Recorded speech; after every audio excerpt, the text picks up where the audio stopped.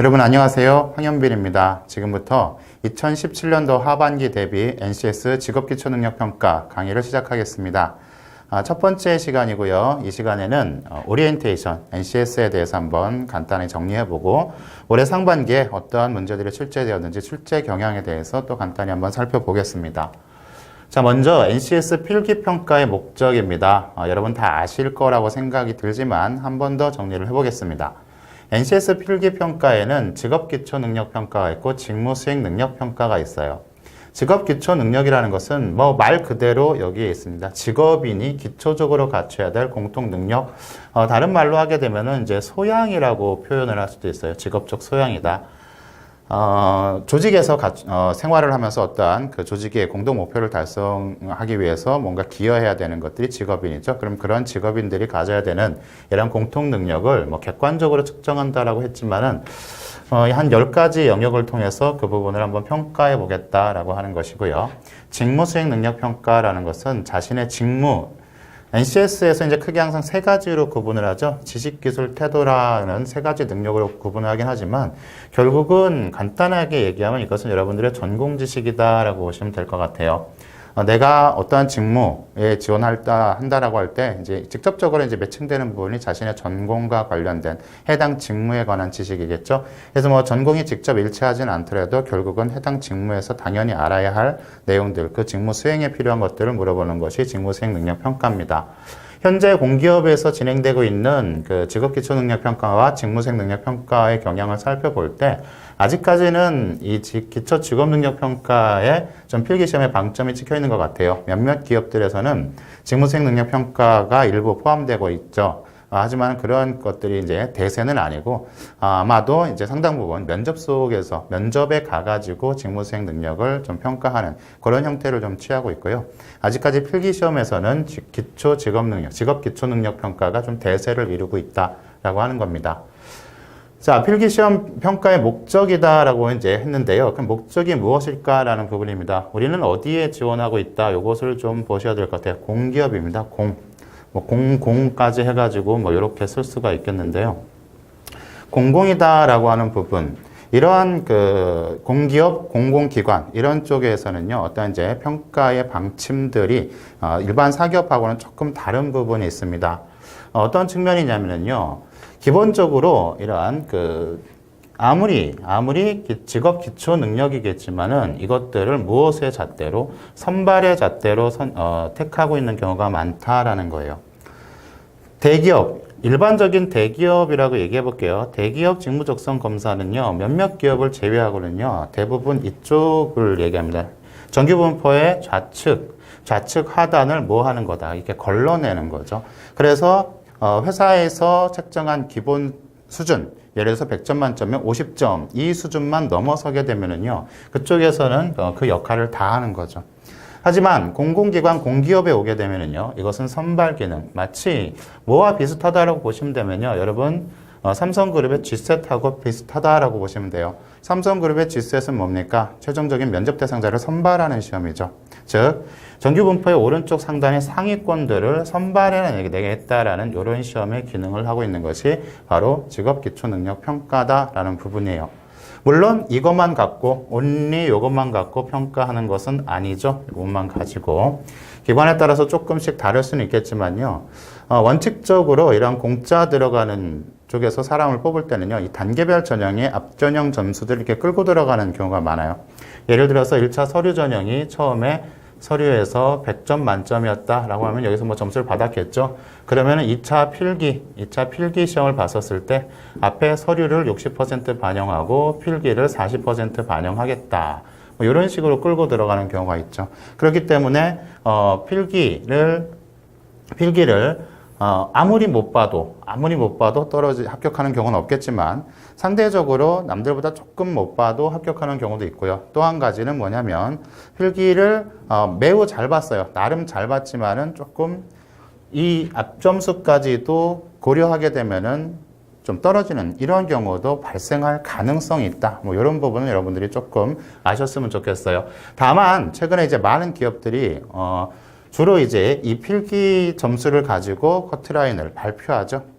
필기 커트라인을 발표하는 기업이다라고 하면은 그러면은 앞에 서류 전형을 통해서 그러면 어느 정도 기준점을 준 것이고 그 기준점을 통과한 학생들을 통해서 필기 시험으로 평가하겠다. 이렇게 볼 수가 있는 거죠. 그런 맥락이라면은요. 뭐 크게 선발의 의미도 전체적으로 선발의 의미다라고 봐도 이제 큰 차이는 없을 것 같습니다. 그래서 다시 한번 강조하지만요.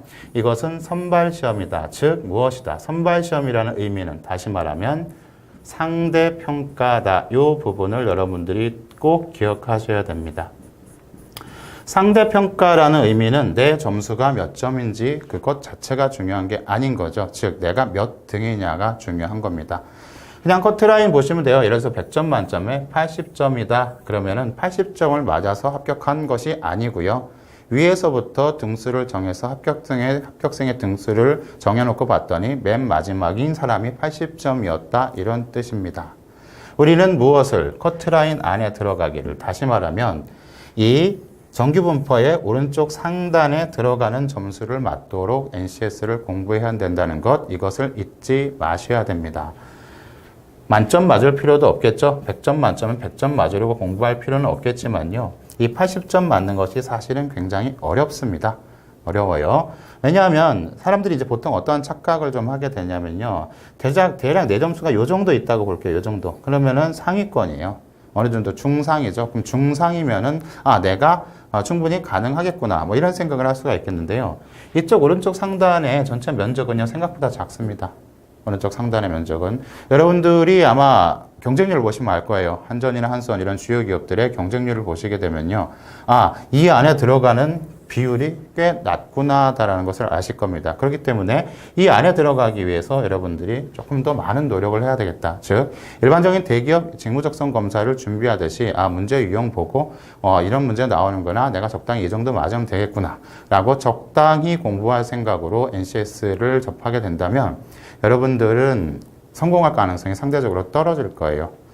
제가 삼성 지망생들한테 그렇게 얘기하거든요. 여러분 인생이 걸릴 수도 있는 시험인데 한번 목숨 걸고 공부하지 않겠냐.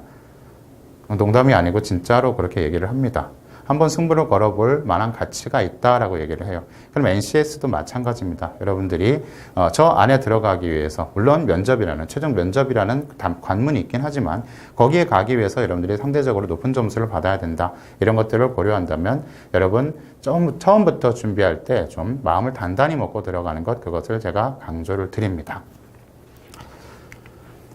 일단 직업 기초 능력이 어떻게 구성되어 있는가를 또 간단하게 정리를 해볼게요. 여러분들이 아마 한 10개 영역이다라고 알고 계실 겁니다. 이 10개 영역이 의사소통부터 이렇게 직업 윤리까지 나와 있고요. 그 다음에 거기에 하위 능력으로 이렇게 쭉 나와 있어요. 뭐 이런 거 막 등등등등 다 나와 있어. 그러면 이런 것들을 다 알아야 되냐? 그런 건 아니죠. 우리나라 NCS가요, 어떻게 보면 굉장히 급하게 지금 막 퍼지고 있어요.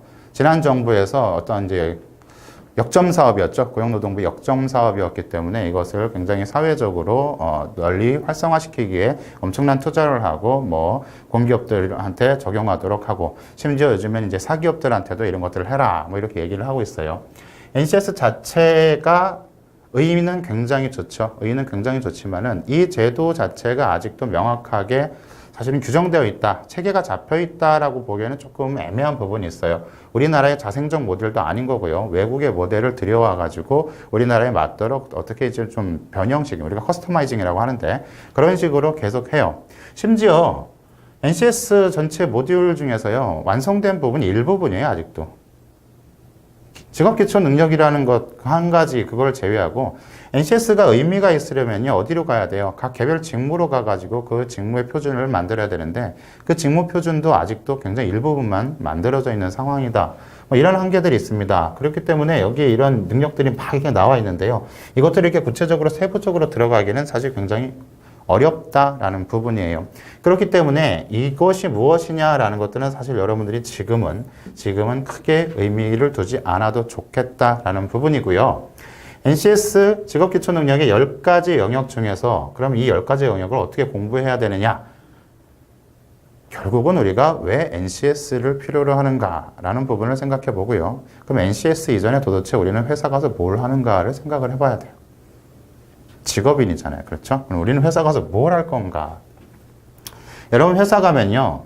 결국은 여러분들이 무슨 직무를 수행하든 간에 결국은 뭘 하는 거냐? 문제 해결을 합니다. 요거예요. 주어진 문제를 해결해야 됩니다. 각자의 방식이 있고 각자의 상황이 따르고 각자마다 문제의 원인이 다르긴 하겠지만요. 이 문제를 해결하는 것, 요것이 사실은 유일한 목적이에요. 유일한 목적. 자, 이 문제를 해결하기 위해서는 몇 가지 기본적인 토대가 필요합니다. 무엇이냐면 문제를 상황을 파악하고 문제의 원인을 분석하고 또는 대안을 제시하고 등등등 여러 가지가 필요할 때 가장 기본적인 게 뭐예요? 의사소통 능력이에요. 의사소통이 필요합니다. 또 한 가지는 모든 것들은 결국은 회사의 업무들은 절반 이상 무엇으로 이루어진다? 숫자로 이루어진다라는 부분이죠. 그런 숫자에 대한 개념을 잘 알아야 됩니다. 특히 회사의 언어는 또 상당 부분이 뭐죠? 자료로 이루어집니다. 표나 그래프 이런 것들로 이루어지기 때문에 그런 것들을 포괄하는 어떠한 수리적인 능력이 필요합니다. 이러한 수리적 능력과 연관되는 부분이 저쪽의 자원관리예요. 왜냐하면 결국은 문제를 해결하기 위해서는 무엇이 필요합니까? 자원을 들여야 돼요. 근데 자원이라는 것은 어떠한 제약 조건을 가지고 있죠? 유한하다라는 거죠. 유한하다라는 제약 조건을 가지고 있기 때문에 결국 그 유한한 자원을 최대로 활용해서 뭔가를 만들어내야 됩니다. 그렇기 때문에 자원을 관리할 줄 알아야 되고요. 그러한 자원을 관리하는데 핵심적인 것이 바로 수리 능력이다라고 할 수 있어요. 그래서 의사소통 능력과 수리 능력이라는 이러한 아주 중요한 토대가 필요합니다. 이 토대하고 이 토대를 기초로 무엇을 해야 돼요? 문제를 해결해야 되는데 그 문제를 해결할 때 중간중간에 각 특성에 따라서 들어가는 부분이 있어요. 뭐 이공계 같은 경우는 뭐 기술이라든가 정보 같은 것이 필요할 수 있겠어요. 그 다음에 또 어떤 협상이나 이런 것들이 필요한 과정이 있겠죠. 그래서 대인관계 능력이나 조직이해 능력 같은 것이 필요할 수 있어요. 나머지들 이런 것들은 뭐냐면은 기본적인 근본적인 어떠한 소양 그 다음에 목적 이것을 보조하는 역할을 하는 것이 바로 이런 능력들이다 이렇게 구성을 할 수 있습니다. 결국 우리는 문제 해결을 하기 위해서 나머지 모든 것이 필요한 부분이죠. NCS 직업기초능력평가에서 가장 문제가 되는 부분이 사실 이 문제 해결 능력이에요.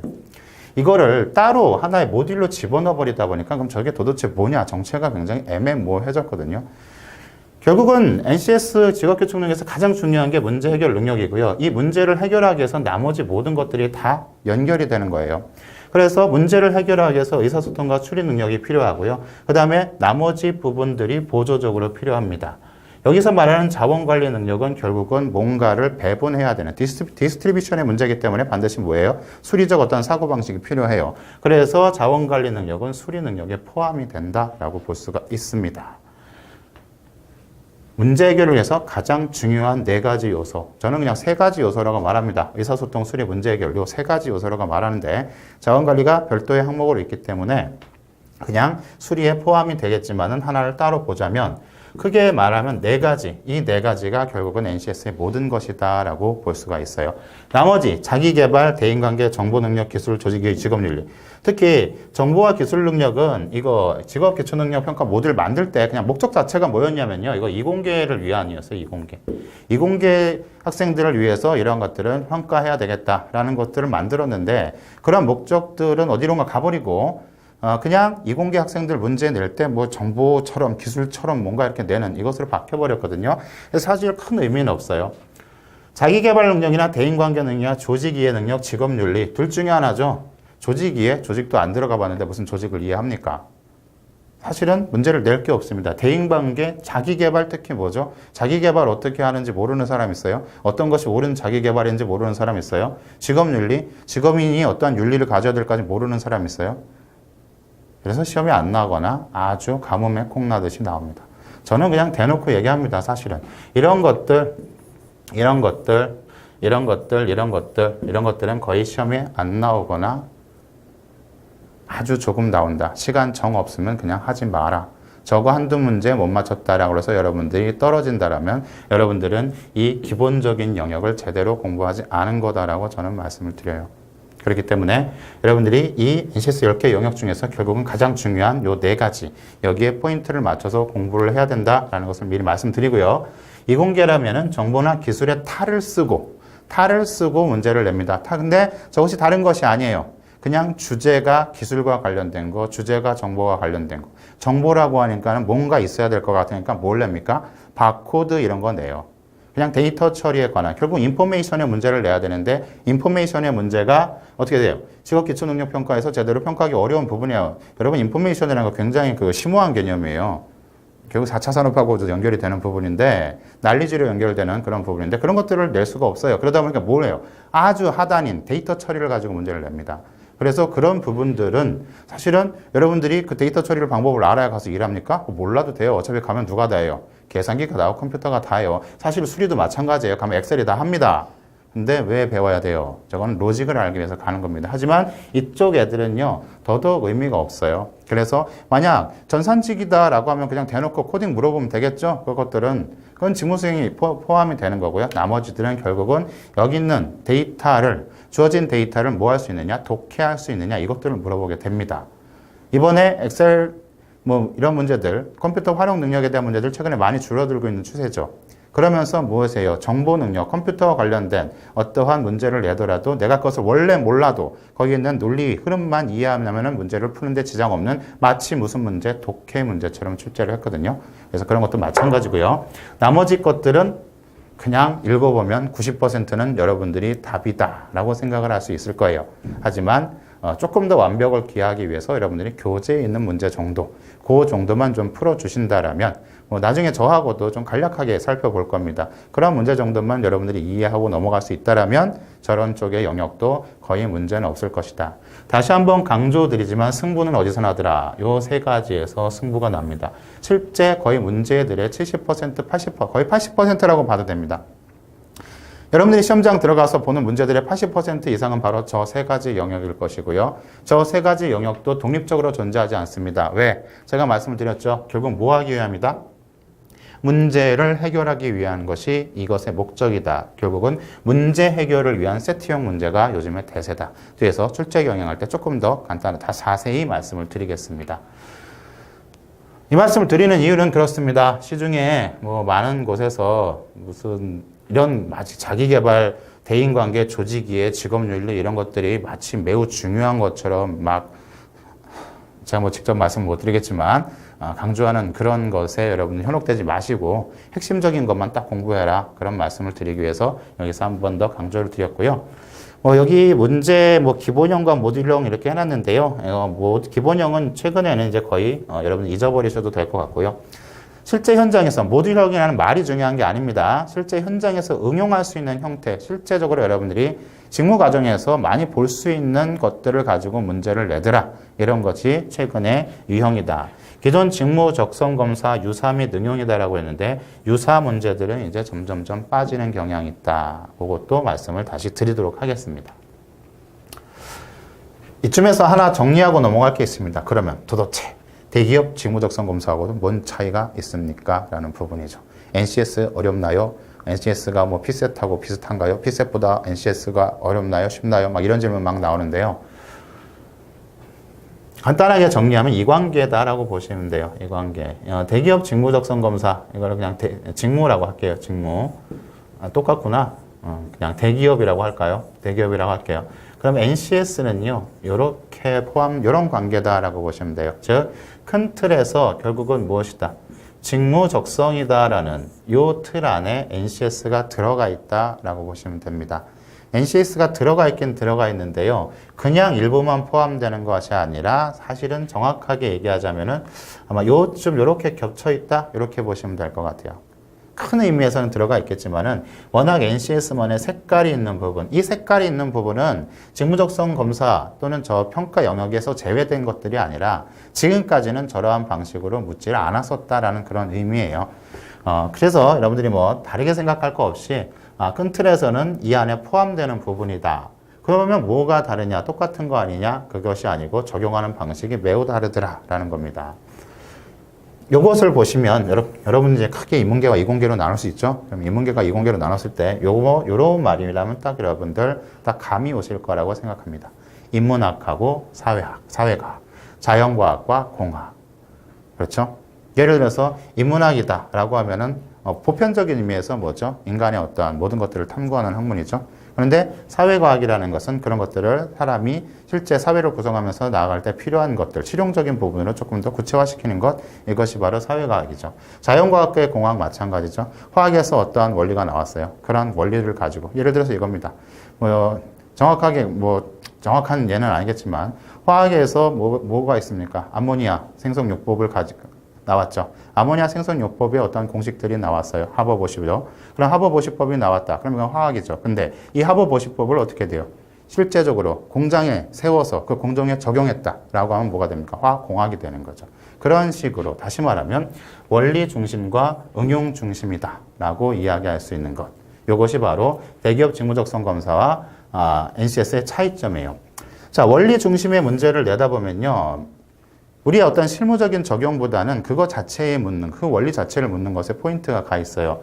응용 중심으로 내게 되면 그 원리보다는 어떻게 적용할 것인가를 가 있습니다. 여기서 중요한 차이가 나오는데요. 원리를 물어보게 되면 문제가 굉장히 어려울 수 있어요. 예를 들어서 대기업에서 현대차 문제 같은 거 사람이 푸는 문제 아니거든요. 그거를 도대체 학생들한테 왜 풀라고 하는지 저는 아직도 이해를 할 수가 없습니다. 응용 중심으로 물어보게 되면 너가 알고 있는 원리들을 적용할 수 있는가를 기초적인 수준에서 물어봐요. 그렇기 때문에 문제 자체는 어렵지는 않습니다. 하지만 응용을 해야 되겠죠. 응용을 해야 되니까 여러 가지 제반 조건, 상황, 설명할 것들이 굉장히 많아요. 어디에 이것을 써먹을 건가라고 물어보기 때문에. 그렇기 때문에 여기는 문제가 짧아요. 하지만 여기는 문제가 길어요. 짧은데 어려울 수 있어요. 긴데 쉬워요.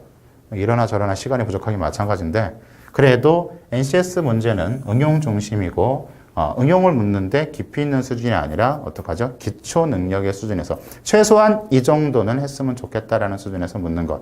그것이 바로 NCS의 목적이다. 그럼 형태적으로는 어떻게 나오는가 한번 볼게요. 형태적으로. 자, 미리 말씀드리지만 이런 관계라고 그랬죠? 이런 관계예요. 그래서 우리가 NCS라고 해서 이런 게 안 나온다라는 뜻은 아니에요. 물론 최근에는 잘 안 나오고 있지만 여러분들이 아무래도 일반적인 대기업 직무적성 검사 이런 것들을 조금 더 많이 접하셨을 것 같기 때문에 상대적으로 제가 비교를 해서 말씀을 드립니다. 물론 NCS 책에도 이런 문제들이 다 들어가 있습니다. 왜냐하면 지금까지는 크게 안 가리고 즉 공통된 부분도 모두 다 냈었기 때문에 이렇게 설명을 드릴게요. 이것이 아주 보편적인 여러분들이 중학교 이후로도 봐왔던 그러한 보편적 형태의 독해 문제죠. 어떠한 지문을 주고 추론할 내용으로 적절하니 적절하지 않니 주제가 뭐니 안에 들어갈 말은 뭐니 아니 문단 순서대로 재배열 해봐라 이런 문제들이 그냥 전통적인 독해 문제였다라고 한다면요. NCS 의사소통 능력이 오게 되면요. 이것을 직무에 적용할 수 있느냐라고 물어봅니다. 그럼 직무에 적용할 수 있느냐라고 물어보는 것은요. 특별한 방법이 없어요. 너 실제로 사용하는 문서를 이해할 수 있니? 라고 물어봅니다. NCS에서 특히 의사소통 능력이 중요시되는 이유 중에 하나가 뭐냐면요. 또 얘기할게요. 이거죠, 이거예요, 이거. 이 특성 때문에 그래요. 매우 엄밀하고 정확한 문서 해독 능력, 문서 작성 능력이 중요합니다. 대민관계죠, 대부분. 대민관계를 맡고 있고요. 그 다음에 또 뭡니까? 공기업 자체가 어디에 기반하고 있어요? 법률에 기반하고 있어요. 한전 그냥 자기 마음대로 세운 회사 아니죠. 한전법에 의거해서 세운 회사입니다. 즉 회사의 모든 활동이 뭐예요? 법률의 규제와 규제를 받고 있단 말이죠. 그럼 그 안에서 정해진 테두리 안에서 정확하게 움직이게 되는 그러한 특성을 가지고 있기 때문에 이러한 문서의 작성과 문서의 해독 이런 것들이 그 어떤 기업보다 일반 사기업에 비해서는 비교할 수 없을 정도로 중요하다. 그렇기 때문에 실제적으로 사용되고 있던 기타 문서들을 가지고 실제로 너 해석할 수 있니? 이거 이해할 수 있니? 라고 물어보는 것이 당연하다라는 뜻이에요. 여기서는 어떤 매뉴얼을 가지고 사실 이제 기술 파트예요. 기술 파트의 어떤 매뉴얼인데요. 그것을 가지고 뭐예요? 설치 어떻게 하는가? 이것을 이해할 수 있겠냐라고 물어본 겁니다. 앞에서 어떤 우리가 문장의 전체적인 흐름을 이해하는 것이 일반적 독해의 주된 목적이라면은요. NCS 독해, 의사소통 능력이 오게 되면은 문장의 전체의 흐름이 아니죠. 구체적이고 세부적인 독해, 다시 말하면은 일치하기 독해가 대부분입니다. 일치하기 독해는 뭐죠? 팩트를 이해하는 것. 팩트를 이해한다기보다는 팩트를 정확하게 인지하는 겁니다. 이 팩트가 맞냐 아니냐, 이것이 팩트냐 아니냐라는 것을 인지하는 것이 이쪽 독해의 목적이고요. 그 목적을 이러한 형태로 물어보고 있다라는 겁니다. 그래서 사고 방지하기 위해 특별히 신경 써야 하는 것, 결국은 이 내용과 이 내용들은 어떻게 하는 거죠? 이렇게 1대1 대응 관계를 통해서 재확인하는 그런 형태의 문제가 바로 NCS 의사소통 문제다. 이 부분을 말씀을 드리고요. 저 대표적인 것 또 한 가지만 이야기해 봅시다. 수리하고 추리, 그다음에 문제 해결과 자원 관리 이렇게 보는데요. 일반적인 수리의 자료 해석 이것은 서로 같습니다. 자료 해석의 영역은 NCS나 대기업 직무 적성 검사나 차이점이라는 게 없을 정도로 똑같기 때문에 그것은 논외로 치고요. 일반적인 수리, 우리가 말하는 응용 수리 떼지는 방정식이다라고 하는 거죠. 그냥 이것들을 물어보면 쭉 해가지고 무엇을 통해서 식을 만들어서 방정식을 풀어라, 이런 형태의 문제들. 이건 너무나 많이 보셨죠? 이른바 우리가 논리게임이라고 하는 겁니다. 논리게임. 논리게임은 결국은 정리하는 능력을 보는 거거든요. 정리하는 능력을 조금 더 재미있게 풀어낸 것이 이 논리게임이에요. 분석과 정리 능력을 보는 거죠. 대기업 직무적성 검사에는 지금까지 이러한 형태들로 문제를 냈습니다. 그래서 마치 여러분들이 이거는 뭐죠? 내가 지금 중딩 때로 회귀한 것 같은, 이미 수학을 포기했는데 나보고 이걸 또 하냐, 이러한 분노를 느끼게 되고요. 이건 왠지 재밌는 것 같은데 잘 안 풀리는 또 분노, 계속 분노를 일으켰어. 분노. 하지만 문제가 이런 식으로 출제가 됩니다. 결국은 뭐 하라는 거냐면 이것은요, 이겁니다. 의사결정하라는 거예요. 문제를 해결했다라는 것은 뭐냐면요, 문제 해결을 위한 의사결정을 내렸고 그 의사결정이 옳았다라고 하는 것이 문제를 해결했다라는 거죠. 그렇기 때문에 여기서 이겁니다. 연료비가 가장 저렴하게 드는 철도 노선은? 이라고 물어보는 것은 결국은 뭐 물어본 거야? 당사자에게 철도 노선을 정해라 라고 물어본 거예요. 철도 노선을 정해라, 그것이 뭐예요? 의사결정이고요. 그 의사결정이 옳다라면 무슨 문제를 해결할 수 있어요? 연료비를 줄여야, 연료비를 최소화해야 된다는 문제를 해결하는 겁니다. 그것을 해결하기 위해서 뭐예요? 이러한 상황 조건들을 줍니다. 상황 조건. 상황 조건들을 주고요. 그 다음에 여기에 적용할 수 있는 근거 데이터를 줍니다. 일반적인 수리 추리 문제는요, 추리 문제에서 가끔 그런 형태가 나옵니다. 상황 조건을 주고 그 다음에 또 적용할 수 있는 조건. 즉 논리 게임을 할 때 이러한 형태의 지문들이 있죠. 막 앞에 이 상황은 어떤 상황이다라고 한참 설명을 해주고요. 그 다음에 밑에 조건들, A는 어디 간다, B는 어디 간다. 이런 형태가 바로 이런 거랑 비슷한, 형식적으로 그러다는 뜻이에요. 상황 조건들을 주고 그 다음에 내가 적용할 수 있는 데이터를 줍니다. 그럼 이것들을 통해서 뭐 해줘? 조합을 하는 거죠. 조합만 하면 안 되고 조합 앤드 계산을 하는 겁니다. 조합과 계산을 해서 최종적으로 무엇을 해라? 문제를 해결해라고 하는 것. 이것이 바로 문제 해결입니다. 문제 해결. NCS건 뭐건 결국은 여러분들이 해야 되는 것은 바로 이 문제 해결이고 나머지 모든 것들이 다 이 문제 해결을 위한 과정이다. 그러면은요, 이것들은 해석할 것들이 너무 많아요. 이 앞에 사실 제가 잘라놓은 거죠. 앞에 엄청나게 많은데 그걸 잘라놓고 나서 그럼 그 상황을 이해하기 위해서 뭘 해야 되냐면 해석해야 될 것들이 굉장히 많고요. 그 다음에 해석만 해도 힘들어 죽겠는데 그걸 가지고 또 뭐 하기 시작해야 돼요? 이 자료들을 가지고 계산하기 시작해야 됩니다. 계산한 다음에 무엇을 정하는 것이 일반적이다. 우선순위 선정해야 돼요. 우선순위 선정해가지고 가장 최적의 대안을 제시해라 라고 하는 문제들. 이것이 NCS 문제 해결 자원관리 수리의 일반적인 형태다라는 것. 사실은 생긴 거는 매우 다르지만 같은 이야기를 하는 거예요. 이 이야기의 원리가 어디서 나온 거다? 여기서 나오는 거죠. 이 이야기의 원리가 여기서 나오는 거고 그 원리들을 현장에 적용하게 되면 이렇게 적용할 수 있다. 이런 차이가 있다라는 겁니다. 이거 말고는 사실은 큰 차이는 없습니다. 나머지들 비슷한 영역은 여러분들이 그냥 보셔도 이해할 수 있을 것 같고요. 이것을 말씀드린 이유는 NCS의 목적에 대해서 다시 한번 이해하시라라는 부분입니다. 즉 단순하게 어떤 IQ 테스트 하는 거 아니다라는 부분이죠. 네가 원래 머리가 좋았니? 물어보는 게 아니에요.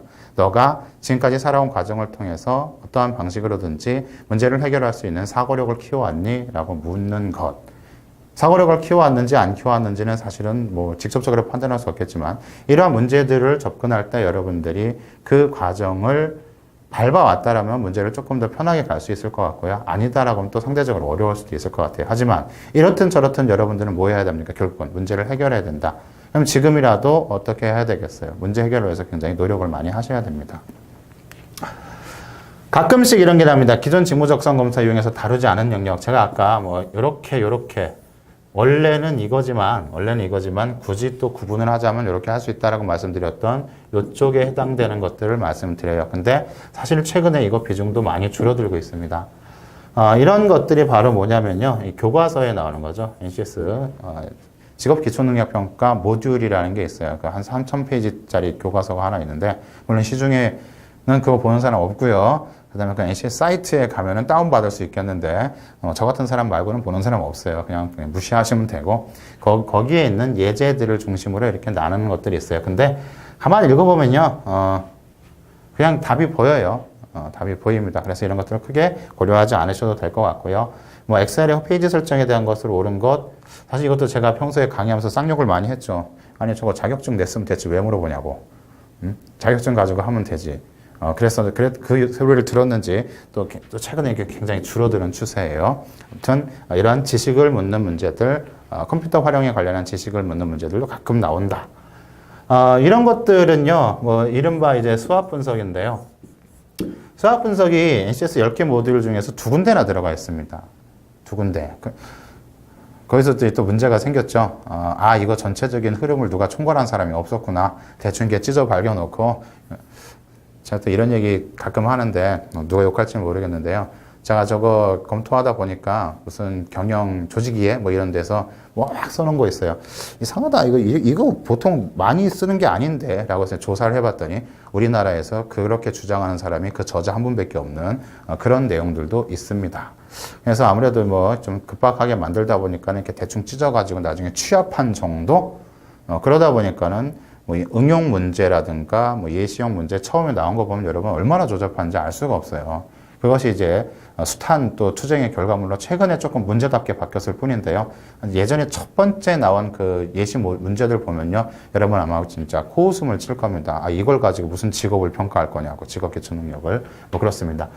이러한 이론적인 문제들이 아주 가끔 나오는데요. 지금까지는 수학 분석 문제 요것만 나왔어요, 사실은. 왜냐하면 이 조직 이해라는 부분이 직업 기초 능력으로서의 조직 이해라고 처음에 만들었거든요. 근데 실제적으로 그걸 만든 분들이 어떻게 생각을 했냐면 경영학에서 말하는 조직 이해 이론을 갖다 집어넣어 놨어요. 다시 말하면 경영자 마인드에서. 경영자 마인드의 어떤 이론들만 그 모듈에 대부분을 집어넣어 놨어요. 그러니까 문제를 낼 게 없어요. 기껏해야 이거는 경영자건 아니건 쓸 수 있는 거니까 수학 분석. 뭐 이렇게 문제를 냈다 이겁니다. 그래서 수학 분석 문제 이 정도만 나오더라 간단하게 말씀을 드린 겁니다. 자, 지금까지 한 얘기 이런 NCS의 전반적인 얘기고 이제 진짜 중요한 얘기를 시작하겠습니다. 2017년 상반기에 NCS가 어떻게 출제되었는가. NCS 유형으로 수렴 단계 이렇게 써놨는데요. 사실은 뭐 확신을 할 수 있는 부분은 아니에요. 여전히 저는 사실은 이렇게 봅니다. 과도기적 성향 이렇게 보이는데요. 지금 저는 개인적으로 지금 NCS가 이게 정착되지 않는 이유, 이것들을 어떻게 생각하냐면은 공기업 공공기관의 보신주의 때문이라고 봅니다. 이쪽 사람들은 뭐가 제일 무섭냐면요. 감사가 제일 무서워요. 감사. 그렇기 때문에 어떤 소신을 가지고 뭔가를 딱 하는 것보다는 감사에 안 걸리면 돼요. 그래서 어떡합니까? 한전이다, 한수원이다라고 하면은 자기 회사의 어떤 인재상 또는 자기 회사의 어떤 직무, 이것들을 딱 상을 정해놓고 이것을 충족시킬 수 있는 사람을 선발할 수 있는 자신만의 어떠한 구체적인 평가 모델을 선발 모델을 만들어서 구체적으로 적용해야 되죠. 대기업들은 뭐 합니까? 그런 확신을 가지고 있죠. 그렇기 때문에 나름의 어떤 독특할 수는 있어도 어떤 체계적이고 안정적인 방식들을 활용하고 있어요. 근데 공기업은 어떡합니까? 괜히 그런 거 했다가 나중에 자기가 감사에 걸릴까봐 두려운 거죠. 그래서 뭐 합니까? 그냥 외주업체 줍니다. 근데 외주업체도 또 한 업체 계속 쓰면 또 검사에 걸릴까봐 또 두렵죠. 그러니까 계속 돌려갑니다. 오히려 NCS가 뭐예요, 여러분? 그러한 불필요한 노력들, 스펙 이런 것들을 타파하고 진정한 능력을 평가하자고 만든 NCS를 도입해 놓고요. 실제 해당 기관에서는 그거는 시키니까 하니까 나는 잘 모르겠고 일단 나는 감사에 안 걸리면 돼. 일단은 이렇게 저렇게 막 할 거야. 해마다 바꿀 거야. 라고 해가지고 솔직히 말하면 수험생을 엿을 먹이고 있습니다. 3년 동안 계속 빅엿을 먹이고 있어요. 이렇게 냈다, 저렇게 냈다. 업체 몇 군데들을 이렇게 계속 돌아가면서 이렇게 하고 있어요. 오히려 더 어렵습니다. 수험생들이 예측 가능성이 없어요. 삼성, 현대차 지원하려면요, 예측 가능성이 있습니다. 여기는 이런 것들을 준비해야 되는구나 라고 하는데 공기업에서는 오히려 사람들을 더 힘들게 만들어요. 저는 진짜 여러분들이 국가인권위원회 같은데 민원도 좀 넣고 국무총리실에 민원도 넣고 좀 그랬으면 좋겠어요. 다 피해자잖아요, 여러분. 작년에 이렇게 나왔다고 그래가지고 이렇게 열심히 공부했는데 올해 되니까 그런 거 한 개도 안 나고 이상한 거 막 내고. 그러면 여러분의 실력을 제대로 평가받을 수 없잖아요. 현재 상황이 그렇다라는 부분이고요. 그래서 그냥 제가 그냥 과도기적 성향 여전히 보인다. 자, 그럼에도 불구하고 올해 상반기에 조금씩 변화가 나타나고 있습니다. 그 변화는 뭐냐? NCS 유형으로 수렴 단계다라고 하는 건데요. 이쪽으로 조금 많이 가더라. 결국은 이쪽인데 이 원리들을 담아 있긴 합니다. 그래서 NCS 자체 영역으로 조금 많이 가더라. 다른 말로 표현하면 이런 거죠. 대기업 직무적성 검사 유형은 출제하지 않는 추세. 그럼 대기업 직무적성 검사 유형 중에 가장 대표적인 게 뭐냐면요. 그냥 일반 독해예요. 뭐 하나 딱 주고 나서 이 글의 주제는 뭐냐라고 하는 이런 형태 많이 줄어들었다. 또 한 가지는 여러분들이 제일 싫어하는 것 중에 하나. 저도 제일 싫어해요. 진짜. 뭐 이런 거 막 방정식 문제 해놓고 왜 이런 문제 자세히 안 풀어주세요 막 이러고 있는데 저도 싫어하거든요. 그러면은 그런 문제들 이제 점점 사라지는 추세다. 그 다음에 또 진짜 싫어하는 거 있어요. 도형 추리. 도대체 한전에 들어가는 거하고 도형 삐뚤빼뚤 알아맞추는 거하고 뭔 상관이 있어? 라고 하는 게. 그거는 어디서 나온 거냐면요. 예전에 IQ 테스트 모듈에서 나온 거예요. 직무적성 검사의 먼저적 모델이 IQ 테스트거든요. 거기서 약간 변형해가지고 거기에 약간의 뭐 성격 유형 비슷하게 이런 거 집어넣어가지고 막 어떻게 만들었던 뭐 저는 아직도 삼성그룹의 시각적 사고에 대해서 경악을 금치 못하고 있습니다. 도대체 에버랜드에다가 3D 주차장 만들 것도 아니고 도대체 그걸 왜 알아야 되는지 아직도 경악을 금치 못하고 있는데 도형 문제 이런 것들이 점점점 사라지는 추세다. 제가 이제 과거에 NCS 한 2016년 뭐 그때 이런 거 나오면 안 된다. 그리고 이런 거 사라질 거다라고 해서 이제 계속 NCS 강조했는데 그러다가 이제 제가 뒤통수 맞았거든요.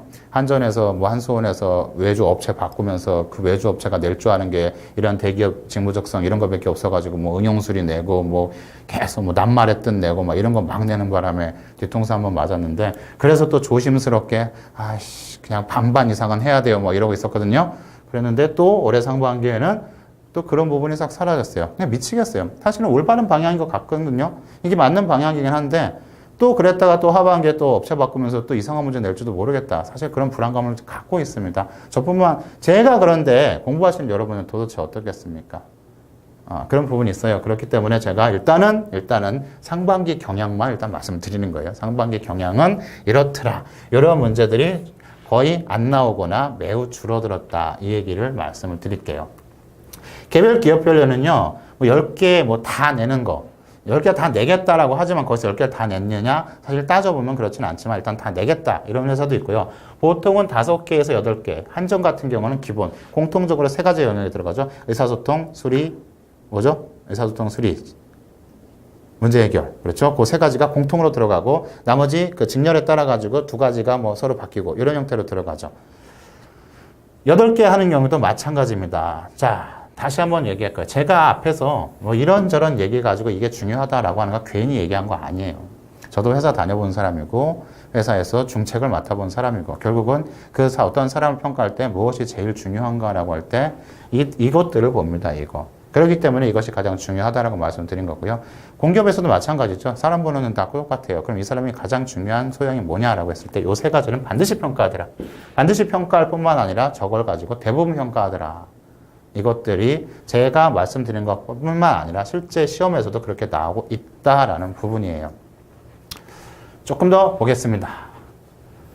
최근의 경향. 이것은 개별 회사 보려는 조금씩 차이가 있어요. 뭐 문제수도 매우 다양합니다. 그래서 도대체 우리나라의 NCS는 우리나라에 존재하는 공기업 수만큼 있는 것 같아요. 그래서 일단은 뭐 그 스펙트럼이 워낙 다양하기 때문에 어떻게 뭐 할 수는 없겠지만은 그냥 큰 흐름, 줄기를 가지고 말씀을 드립니다. 시간은 보통 한 문제당 이렇다라고 하는 것은요. 예를 들어서 50문제를 보면은 시간을 50분이나 뭐 60분 정도 준다. 뭐 이런 뜻이에요. 뭐 90문제 본다 그러면 한 뭐 100분에서 80분에서 100분 사이. 그래서 평균적으로 1분이다라고 보시면 돼요. 근데 여기 함정이 있어요. 또 얘기하지만 일단 시간은 부족하다. 이런 거 일단 먼저 제시해요. 유형. 왜 시간이 부족한가라는 것을 여기 이제 설명을 해줍니다. 일단 문제의 길이가 겁나 길어요. 2페이지. 주어진 지문이. 최소 1페이지. 이런 것들이 많습니다. 그리고 세트형 문제가 증가하고 있다. 세트형 문제라는 것은 결국 앞에서 뭐라고 말씀드렸습니까? 모든 것은 문제 해결의 길로 간다. 그럼 문제 해결로 가기 위해서는 뭐가 필요하다? 여러 가지가 필요하다라고 그랬죠. 그것을 하나의 상황에서 다 물어보는 거죠. 사실 저게 정상입니다. 그래서 긴 자료를 하나 주고 거기에 대해서 종합 문제 스타일로 2, 3개, 많으면 4개까지도 문제들을 구성하는 세트형 문제가 구성하게 돼 있어요. 문제 4개 풀어야 돼요. 문제 4개 풀어야 되는데 일단 자료 보는데 3분이 걸려. 그럼 나머지 문제를 언제 풀어야 돼? 이러한 딜레마에 빠지게 됩니다. 그래서 일단 그런 문제. 결국은 여러 영역을 통합한 문제가 나오는 것. 다시 말하면 종합 문제 해결이라고 하죠. 종합 문제 해결. 종합 문제 해결이라는 개념을 저 말고 저는 뭐 그냥 혼자 이렇게 생각하고 있었는데 이 개념을 제일 먼저 도입한 공기업이 건보예요. 건보. 건강보험공단에서 저것을 도입해가지고 문제 굉장히 잘 냈거든요. 진짜 NCS의 모범이다라고 한번 했었는데 건보도 여지없이 그 다음에 업체를 바꾸면서 아주 우스운 문제로 바뀌었죠. 그래서 오히려 또 수험생들에게 또 큰 엿을 먹이신 그런 대표적 기업이고요. 요즘 또 다시 조금 정신 차리는 것 같긴 합니다. 자, 아무튼 이러한 종합 문제 해결 문제가 중요하고 있다. 예를 들면 이런 거죠. 의사소통 지문, 겉으로 봐서는 독해 지문이었는데 그것만 풀고 신나게 풀었더니 뒤에 계산도 하래. 또는 그래프로 변환하래. 뭐 이런 얘기도 나오는 거고요. 문제 해결해가지고 뭔가 문제를 빡 풀라고 한참 풀었더니 뒤에 가가지고 이제는 글자 맞추기 하랍니다. 이런 식으로 영역이라는 것을 어떻게 하더라? 영역이라는 것을 이제 크게 구분이 없다. 이런 얘기고요. 자, 매우 중요한 겁니다. 이거 실제 기업에서 사용하는 문서, 이른바 공문서라고 할게요. 공문서. 공문서. 여기서는 공적인 문서라는 뜻이에요. 그래서 뭐 대기업, 공기업이든 사기업이든 뭐 상관없습니다. 공적인 문서라는 뜻이기 때문에 이런 실제 사용하는 어떤 규정, 지침, 또 약관 이런 것들을 그대로 합니다. 특히 독해 지문에서도 뭐 하는 경향이 있더라? 그 회사의 업무 내지는 그 내가 지원하는 직무와 관련된 독해 지문들이 나오는 경향이 증가하고 있다. 점점점 이제 어떻게 돼요? 결국은 중간에 막 헤매고 과도기고 아직도 어디로 튈지는 모르겠지만 점점점 대세는 실제적으로 뭐예요? 진짜 직무 관련성으로 가고 있다라는 겁니다. 자신의 직무 관련성, 그 다음에 또 한 가지는 뭐예요? 본질적인 문제 해결 능력 테스트로 가고 있는 것. 이것이 NCS의 전체적인 큰 흐름이다라고 볼 수가 있습니다. 난이도는 중간입니다. 이렇게 문제 내놓고 문제 어렵게 내면 풀지 말라는 뜻이죠. 그래서 자료를 정확하게 파악만 하게 되면 문제 푸는 것 자체는 크게 어려움이 없습니다. 대부분 여러분들이 어디에서 걸립니까? 자료를 파악하는 데서 시간이 많이 걸려요. 그러다 보니까 근본적으로 시간이 부족할 수밖에 없습니다. 이거는 뭐 웬만해서는 어렵습니다. 웬만해서. 예를 들어서 이런 거죠. 저 같으면은 이렇게 딱 보는 순간은 이게 무슨 문서인지 아는 것들이 있어요. 딱 첫 줄을 보는 순간. 그러면은 여기에 관한 문서에 머리가 그냥 제 머리에서 이미 들어있는 거예요. 그럼 여기서 물어볼 건 뻔하고 그러면은 그냥 문제 보고 나서 그 해당 문제를 그냥 가서 이렇게 대충 보면은 금방 푸는 경우가 있어요. 이게 무슨 뜻이냐면요. 어려운 문제는 아닌데 익숙하지 않으면 까다로운 부분입니다. 제가 뒤에서 의사소통 강의할 때 계속 말씀을 드릴 거예요. 이거 어떻게 해라 말씀을 드릴 텐데 핵심은 뭐냐면요. 문제 푸는 시간이 부족할 때 핵심은 내가 이 문제를 해석하는 데 걸리는 시간을 줄여야 된다라는 부분입니다. 생각보다 문제 자체 1번, 2번, 3번, 4번을 해결할 때는요. 가끔씩 노가다 문제가 나오긴 하지만 그런 노가다 문제가 걸리면 뭐 어쩔 수 없습니다. 그럼 빼도 박도 못하는 거고 버리든지 풀든지 선택을 해야 되는 거고요. 전반적인 추세를 봤었을 때는 문제 자체를 해결할 때는 그렇게 어렵지 않더라라는 것. 그것이 난이도의 문제는 그렇다.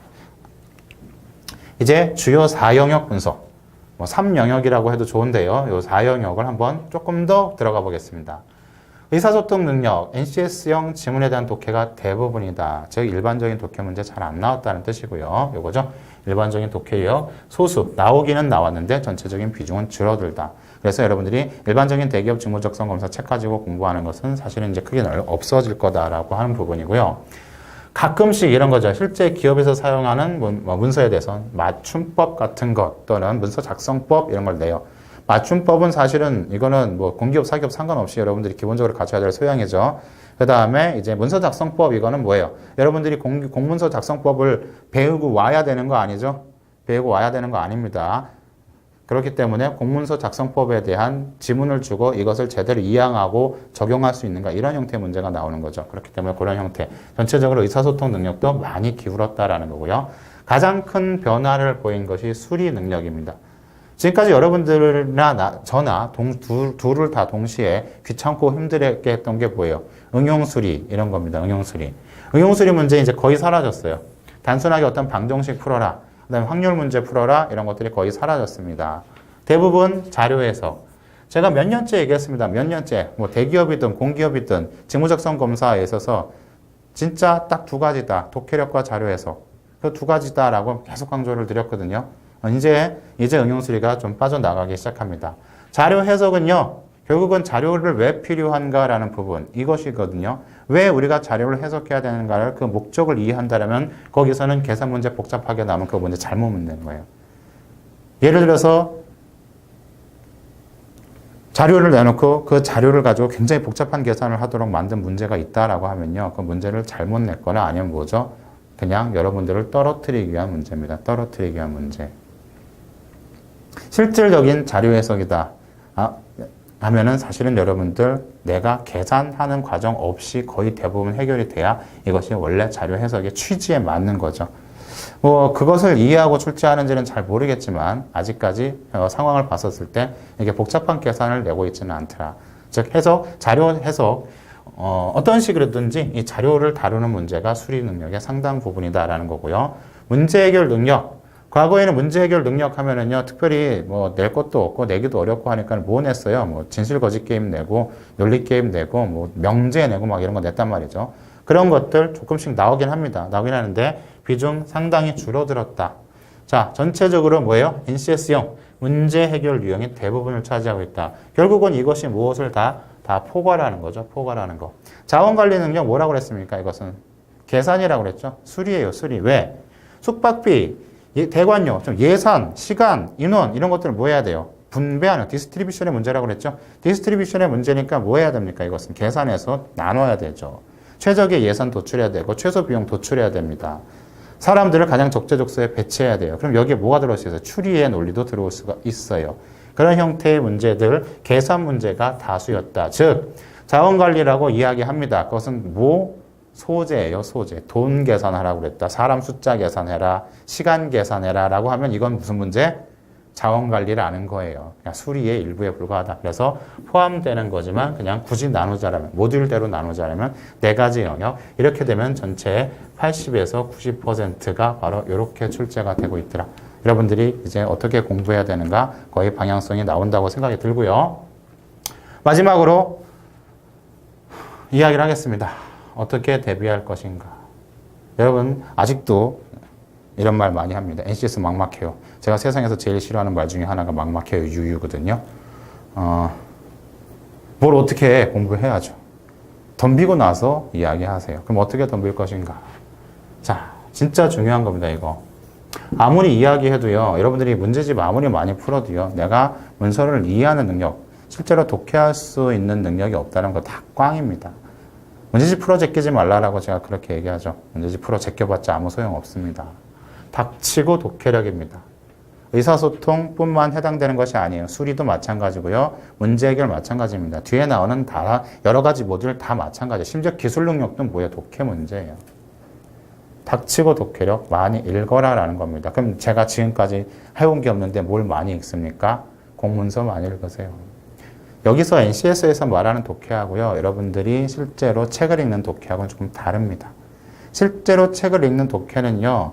문장의 흐름, 그 다음에 문맥, 또 문장 뒤에 숨겨진 의미 이런 것들을 파악하는 약간의 고차원적 독해일 수가 있는데요. NCS 독해는 뭐라고 그랬죠? 그냥 팩트 체크라고 그랬죠. 팩트 체크. 팩트가 어디에 있는지를 정확하게 이해하는 것. 이 팩트들이 의미하는 바가 뭐냐? 이것을 얘기하는 겁니다.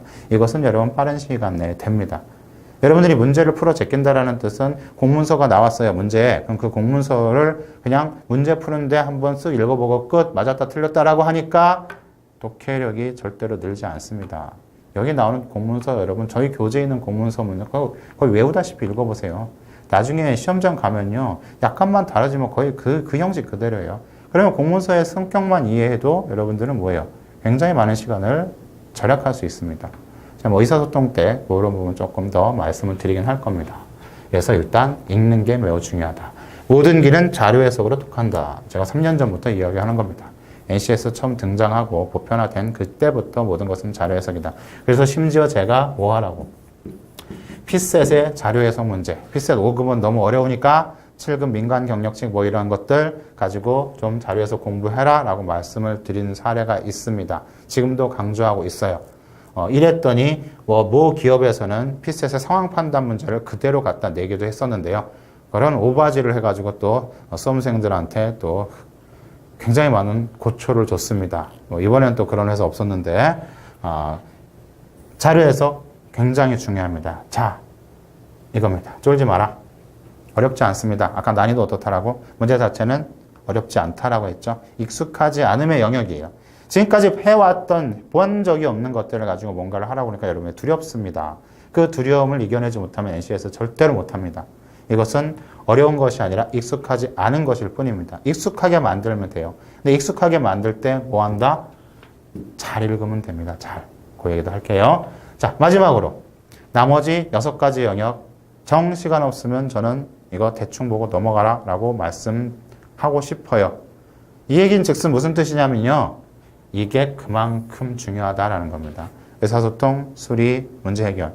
거기다가 자원관리 포함한 요만큼이 전체의 대부분이다. 여기를 집중 투자하지 않고서 괜히 조직 이해라든가 대인관계 이런 거 쳐다보지 마세요. 그런 것들은 어디 가서 보시면 돼요. 잠자기 전에 잠 안 올 때. 이거 읽다 보면 내가 잠이 들겠지 라고 할 때 보시면 되는 겁니다. 그래도 한 줄 내 머릿속에 남으니까요. 그것이 중요합니다. 자, 지금까지 오리엔테이션을 했고요. 이제 강의에 대해서 이야기할게요. 저희 강의의 목적은요, NCS 문제 이해와 적용입니다. 즉, NCS 자체의 문제가 어떻게 구성되어 있고, 어떠한 원리가 되어 있고, 이런 것들이 문제 속에서 어떻게 보여지고 있는가, 이런 것들입니다. 보다 근본적으로 구성 원리, 그 다음에 이것이 어떻게 적용되고 있는가라는 부분, 즉 문제와 상황 자체를 이해하는 것, 이런 것들이 이 강의의 포인트자 핵심이에요. 그러다 보니까 어떡합니까? 개별 기업에 대해서 세세하게 다룰 수는 없습니다. 이런 개별 기업에 대해서는 여러분들이 반드시 추가 대비가 필요해요. 왜냐하면 아까도 말씀드렸죠. 개별 기업들은 뭐가 목적이다? 감사를 피하는 것이 목적이기 때문에 여러분들이 엿을 먹든 말든 생각 안 합니다. 그냥 이렇게 저렇게 막 바꿉니다. 그런 것들을 세세적인 부분은 또 어쩔 수 없이 우리가 의리잖아요. 그죠? 수험생, 의리인 입장에서 그 부분은 또 준비를 해줘야 되는 그런 안타까운 현실이 있습니다. 그래서 우리 강의, 기본적으로 우리가 이해해야 될 것들 기반으로 해서 알아야 할 것들, 반드시 이 정도는 알아야 한다라는 것들을 기반으로 해서 그 다음에 추가적인 부분들은 저희 위포트만 해도 각 기업별로 대비서가 잘 나와 있죠. 그런 것들을 잘 활용해 주시면은 여러분들이 합격의 길에 조금 더 가까이 갈 수 있을 것이라고 생각을 합니다. 자, 이상 오리엔테이션 강의 마치고요. 이제 다음부터는 본서 강의로 들어가도록 하겠습니다.